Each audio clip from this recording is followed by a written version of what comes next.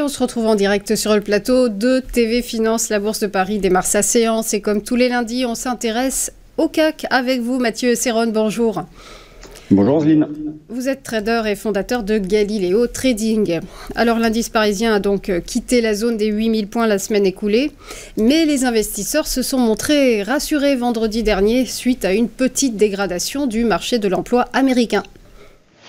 Oui, tout à fait. Des marchés qui restent nerveux à court terme et comme vous le disiez, qui ont trouvé dans les chiffres publiés vendredi quelques motifs d'insatisfaction avec des créations d'emplois moins importantes que prévu, un ralentissement également dans la hausse des salaires, donc ce qui renforce l'espoir d'une baisse de taux à venir, notamment en septembre.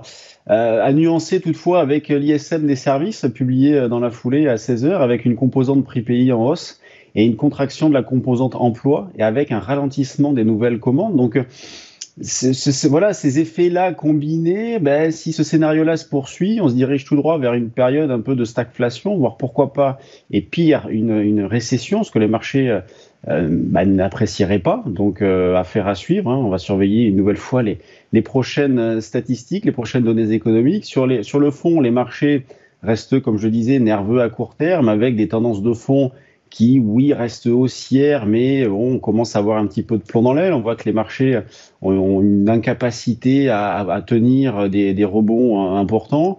Moi, dans cette phase-là, je continue à travailler les deux sens à court terme, considérant que la zone des 7850, 7900 constitue toujours un pivot à moyen terme. D'ailleurs, dans le graphique, je fais une articulation par rapport à ce niveau-là, considérant qu'en dessous de 7850, on aurait une tendance de fond qui se retournerait. Vous voyez, là, on pourrait considérer déjà qu'à moyen terme, on tend vers du neutre également. Mais bon, comme j'ai fait une articulation par rapport à 850-900, je considère que tant qu'on est au-dessus, on est plutôt haussier. En dessous, on deviendrait baissier, mais quid du potentiel des deux côtés. Vous voyez, si on poursuit à la hausse, quid du potentiel?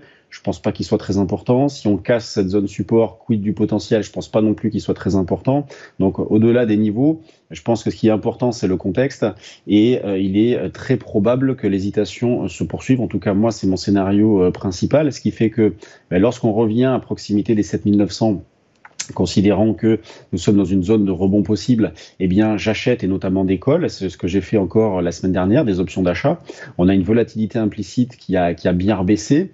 Sur le CAC, on est à environ 11 de volatilité implicite. Sur le SP500, le VIX se situe autour des 13. Il a perdu 8% vendredi. Donc, on sent qu'on a des tensions qui s'apaisent et donc des volatilités qui baissent, ce qui fait que on peut acheter des options dans de bonnes conditions. Mais à court terme, étant donné qu'on est neutre avec éventuellement un petit biais baissier, je profite de rebond pour vendre. Dans cet esprit-là, ce matin, je vais essayer de vendre vers les 7993. On est à une quarantaine de points de ce niveau-là. Il y a un petit peu de marge, mais c'est tout ou rien sur ces marchés-là. Vous voyez, c'est soit ils ne bougent pas du tout, on latéralise une bonne partie de la séance, soit ils se mettent à bouger et en l'absence d'intérêt, de conviction, eh bien, on voit les intérêts spéculatifs sont prépondérants, ce qui amène des écarts qui sont importants avec du trading algo qui amplifie tout ça. Donc c'est pour ça que moi j'hésite pas à me positionner un petit peu loin au moins en début de séance. Donc les niveaux sur lesquels j'étais positionné, je le disais, 7993 à la vente et plutôt vers 7905-15 à l'achat et pour viser des écarts, on va dire de 0,5-0,7%, ce qui est pas si mal. Au niveau des publications d'entreprises, ça se calme énormément. On en a eu beaucoup jusqu'à présent qui sont ressorties plutôt bonnes dans l'ensemble, notamment la semaine dernière aux États-Unis. Apple, ça a plutôt plu. Alors, c'est pas les publications, mais c'est plutôt le programme de rachat d'actions qui a été salué par les marchés. Et en ce qui concerne les grosses capitalisations françaises, nous aurons Bouygues. C'est la seule valeur du CAC qui va publier cette semaine, donc Bouygues qui va publier mardi. Donc des marchés on va considérer que la tendance de fond reste plutôt haussière avec un petit peu de plomb dans l'aile et puis de la nervosité à court terme. Et cette situation-là a tout pour se poursuivre. Merci beaucoup Mathieu Serron pour votre décryptage. J'ajoute que le CAC 40 a ouvert en légère hausse, plus 0,2%. Merci à vous, belle journée. On va marquer une nouvelle pause et se retrouver juste après pour les Market Movers. Ce sera avec Bernard Prats-Desclaux. À tout de suite.